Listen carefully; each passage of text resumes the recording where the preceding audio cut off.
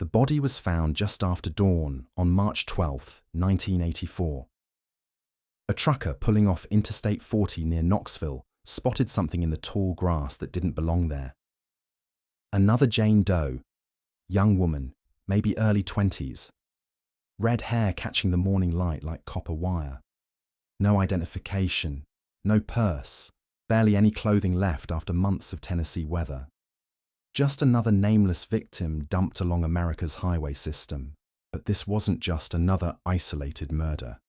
This was part of something much bigger, much more calculated. Something that would span multiple states, claim at least 8 confirmed victims, and leave investigators chasing shadows along thousands of miles of interstate corridors. Welcome to the story of the Redhead Murders, a killing spree that terrorized the highways of the American South throughout the mid-1980s, and the systematic predator who might still be out there today. Over the next 2 years, the pattern would become impossible to ignore. Body after body, all sharing that distinctive auburn hair color, all found within walking distance of major interstate ramps, all young women with transient lifestyles that made them easy targets and difficult to identify. The killer wasn't just choosing victims randomly. He was hunting along America's highway system, using the interstates as his personal killing ground. But here's what makes this case truly disturbing.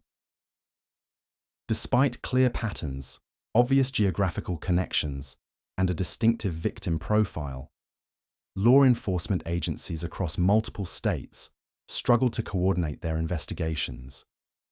Different jurisdictions meant different case files, different evidence protocols, different theories about what was happening. While the killer moved freely across state lines, the investigation remained trapped behind bureaucratic boundaries. This is the story of how a predator used America's highway system as his weapon of choice, how jurisdictional gaps allowed him to operate for years undetected, and how modern forensic technology is finally bringing names to faces that have remained anonymous for nearly 4 decades. Let's start with the geography, because geography was everything in this case. The killer wasn't working randomly. He had a system, a route, a method that kept him one step ahead of investigators. Most of the victims were discovered along 2 major highway corridors: Interstate 40, which runs east to west across Tennessee, Arkansas, and into Texas, and Interstate 75, cutting north to south through Kentucky, Tennessee, and Georgia. These weren't just convenient dumping grounds. They were strategic locations chosen by someone who understood how to disappear quickly after committing murder. The first confirmed victim in what would later be called the Redhead Murders was discovered in August 1983. A young woman found along Interstate 40 in Knox County, Tennessee. Auburn hair, petite build, no identification. The medical examiner estimated she'd been dead for several weeks. There were signs of strangulation, but decomposition made it difficult to determine exact cause of death or gather meaningful physical evidence. 3 months later, another body. This time along Interstate 75 in Campbell County, Tennessee. Same victim profile, red hair, young woman, found near an interstate ramp with minimal clothing and no identification. The similarities were striking, but at this point, no one was connecting the dots between cases in different counties. By early 1984, the pattern was becoming undeniable. The Knoxville victim I mentioned at the beginning was the 3rd in the series. Then came a 4th, found along Interstate 40 in West Memphis, Arkansas. Red hair, young woman, dumped near highway access. The victim selection was so consistent, it almost seemed like the killer was following a checklist. But here's where the investigation got complicated. Each body was discovered in a different jurisdiction: Knox County Sheriff's Office, Campbell County Sheriff's Office, Arkansas State Police. Different agencies with different resources, different investigative approaches, and crucially, different information sharing protocols. In the 1980s, there was no centralized database for tracking serial crimes across state lines. No CODIS system for DNA comparison. No VICAP program for linking similar crimes. Each agency was essentially working in isolation, unaware of the larger pattern emerging across the region. The victims themselves presented another challenge for investigators. These weren't college students or suburban teenagers whose disappearances would immediately trigger massive search efforts. The women being targeted lived on the margins of society. Some were involved in sex work. Others were hitchhiking or had runaway histories. Many had been estranged from their families for months or years before their deaths. This made identification incredibly difficult, but it also made them perfect targets for a predator who understood that society pays less attention when certain types of people go missing. Let's talk about the victim profile more specifically, because understanding who was being targeted helps us understand the killer's methodology. Most of the victims were young women between the ages of 18 and 30. All had distinctive red or auburn hair. Many showed signs of transient lifestyles, drug use, prostitution, hitchhiking. These weren't random selections. The killer was specifically choosing women whose lifestyles made them vulnerable and whose disappearances were less likely to be immediately reported or investigated. This victim selection revealed something disturbing about the killer's psychology. He wasn't just opportunistic. He was calculating. He understood that targeting women with transient lifestyles gave him several advantages. First, these women were more likely to trust strangers, especially someone offering a ride or temporary shelter. Second, their disappearances were less likely to be immediately reported to police. Third, even when they were reported missing, law enforcement resources were often limited for investigating cases involving women with criminal histories or unstable living situations. The killer was also demonstrating sophisticated geographical awareness. Every dump site was located near major interstate access points, but not so close to highways that bodies would be immediately discovered. The location suggested someone familiar with the road system, someone who knew which ramps had limited visibility, which areas were rarely patrolled, which spots offered quick access and easy escape routes. By mid-1984, media outlets across the region were starting to notice the pattern. A reporter for the Knoxville News Sentinel was the first to use the term redhead murders in print, describing the series of similar victims found along Tennessee highways. The nickname stuck, and suddenly, law enforcement agencies that had been working these cases in isolation realized they were dealing with something much larger than individual homicides. The media attention had mixed results. On one hand, it finally forced different agencies to start communicating with each other about their cases. Detectives began sharing crime scene photos, victim descriptions, and forensic evidence. For the first time, a coordinated investigation began to emerge. On the other hand, the publicity also alerted the killer that law enforcement was connecting his crimes. The pattern of discoveries slowed dramatically after the media coverage intensified, but the killer wasn't done. In September 1984, another body was discovered along Interstate 40 in Hickman County, Tennessee. Same profile, same location type, same lack of identification. Then, in February 1985, a sixth victim was found near Interstate 75 in Whitley County, Kentucky. The killer had expanded his territory, suggesting either increased confidence or the need to find new hunting grounds as law enforcement pressure intensified in Tennessee. The forensic evidence from these crime scenes was frustratingly limited. This was 1984, remember. DNA analysis was still in its experimental stages. There was no national fingerprint database. Forensic science was largely limited to blood typing, fiber analysis, and ballistics. Most of the victims had been exposed to the elements for weeks or months before discovery, which degraded whatever physical evidence might have been present. What investigators did have were patterns, time windows when victims likely disappeared, geographic clusters around interstate corridors, similar victim profiles, similar dump site characteristics.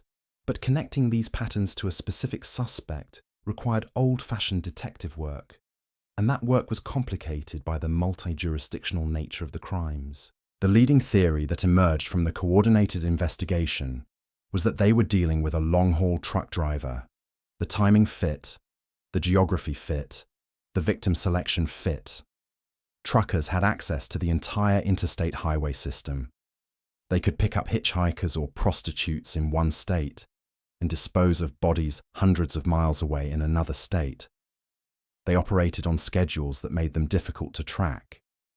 And crucially, the trucking industry in the 1980s was largely unregulated when it came to driver background checks or route monitoring. But the trucker theory, while compelling, also had significant limitations. Not all dump sites were easily accessible to large commercial vehicles. Some were located down narrow access roads or in areas where a semi-trailer would have attracted attention. The theory also didn't explain the specific focus on red-headed victims, unless the killer had some particular psychological fixation that went beyond mere opportunity. As investigators dug deeper into the trucker theory, they discovered just how difficult it would be to track a mobile killer operating across the highway system. In the 1980s, trucking companies kept minimal records of driver routes. There were no electronic logging devices, no GPS tracking, no centralized database of driver locations. A trucker could easily deviate from his assigned route, commit a crime, and return to his schedule without anyone knowing he'd ever left the highway. The investigation expanded to truck stops along the Interstate 40 and 75 corridors. Detectives interviewed dispatchers, checked logbooks, and tried to identify drivers who had been in the area during the estimated time windows for each murder. But the sheer volume of commercial traffic made this approach nearly impossible. Thousands of trucks passed through these areas every week. Without specific physical evidence linking a particular driver to the crimes, investigators were essentially searching for a needle in a haystack the size of the American highway system. Meanwhile, the human cost of these unsolved murders was mounting. Families across multiple states were dealing with missing daughters, sisters, and mothers whose cases had gone cold. The Jane Doe problem was particularly heartbreaking. Composite sketches were distributed. Dental records were checked against missing persons reports. But many of the victims remained unidentified years after their deaths. Each nameless grave represented not just a failed investigation, but a family that would never have closure. By late 1985, the pattern of discoveries had essentially stopped. Either the killer had moved to a different region, changed his methods, or simply stopped killing altogether. The task force that had formed to coordinate the investigation began to dissolve as resources were redirected to more active cases. The Redhead murders became a cold case, filed away in evidence rooms across multiple states. But cold cases have a way of heating up again, especially when new technology becomes available. In the 2000s, advances in DNA analysis allowed investigators to re-examine evidence that had been too degraded to process in the 1980s. Suddenly, cases that had seemed hopeless began yielding genetic profiles. The development of CODIS, the National DNA Database, meant that these profiles could be compared against samples from other crimes and known offenders. The breakthrough came gradually. In 2008, one of the Tennessee victims was finally identified through DNA comparison with a missing persons case from Texas. She was Lisa Nichols, 23 years old, who had disappeared while hitchhiking from Houston to Nashville in 1984. Her identification provided investigators with their first concrete lead in decades. They now had a name, a background, and most importantly, a timeline that helped narrow the killer's movements. Forensic genealogy would prove even more revolutionary. By 2018, investigators were using public genealogy databases to identify victims and suspects through familial DNA matches. The process was painstaking, requiring geneticists to build family trees from DNA profiles and then work backward to identify possible matches. But it worked. 2 more victims were identified using this method, providing investigators with additional pieces of the puzzle. The identification of these victims also revealed something crucial about the killer's hunting pattern. He wasn't just picking up random hitchhikers. He was specifically targeting women who fit a particular physical profile and lifestyle. All 3 identified victims had been traveling alone. All had red hair. All had been estranged from family members who might immediately report them missing. This suggested a level of planning and selection that went far beyond opportunistic killing. Modern investigative techniques have also allowed authorities to re-examine the geographic patterns with greater precision. Computer modeling of the dump sites, combined with traffic pattern analysis and truck route data, has helped refine the killer's probable operating area. The current theory suggests he was working a regular route between Memphis and Atlanta, with occasional deviations into Kentucky and Arkansas. Today, several cold case task forces continue working the Redhead murders. The Tennessee Bureau of Investigation has a dedicated team reviewing all the evidence using modern forensic techniques. DNA samples are being retested with more sensitive equipment. Genealogy research continues on the remaining unidentified victims. And investigators are using social media and podcasts to generate new leads from people who might remember seeing something suspicious along those highway corridors in the 1980s. The case has also become a teaching tool in criminal justice programs across the country. Students study the jurisdictional problems that hampered the original investigation, learning how better communication and coordination might have led to an arrest. The Redhead murders serve as a perfect example of how serial killers can exploit the gaps between different law enforcement agencies.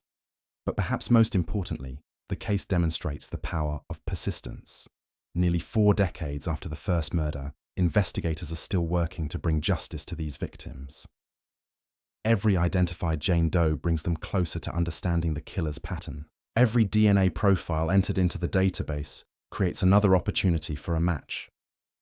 Every genealogy search opens new possibilities for solving not just individual murders, but the entire series. The highways of Tennessee, Arkansas, Kentucky, and Georgia still carry millions of travelers every year. The truck stops and rest areas where the killer may have hunted remain busy with commercial traffic. But now those roads are watched by cameras, tracked by GPS, and monitored by investigators who understand how predators use the highway system to their advantage. Somewhere in those thousands of miles of interstate corridors lies the final piece of evidence that will solve the Redhead murders. A DNA sample waiting to be matched, a witness ready to come forward, a family tree that will finally lead investigators to a name. Until that day comes, the case remains open, the victims remembered, and the search for justice continues along the endless highways where it all began. The story of the Redhead murders isn't just about a serial killer who evaded capture. It's about the evolution of forensic science, the importance of multi-jurisdictional cooperation, and the enduring determination of investigators who refuse to let these crimes fade into history. In a world of endless highways and anonymous travelers, justice moves slowly but steadily toward its destination.